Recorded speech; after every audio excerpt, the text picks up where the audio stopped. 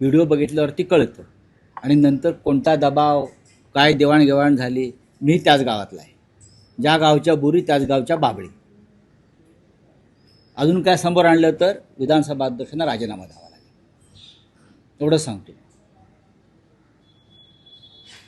माझाही जन्म कर्म अलिबागचाच आहे, त्याच भागातला आहे. माझ्याकडे जास्त माहिती आहे काय आहे ते.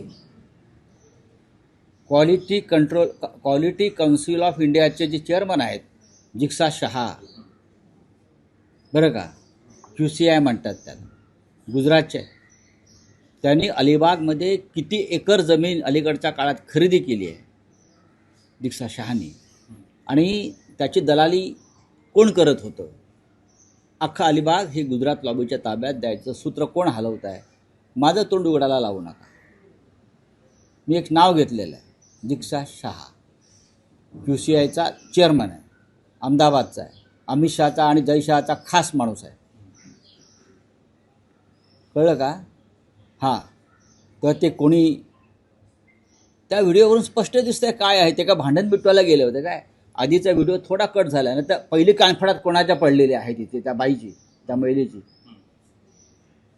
आणि मग कशी पळापळ झाली. तुमच्या समोर सरकारी अधिकाऱ्याला मारत असताना तुम्ही पळून का जाताय? मग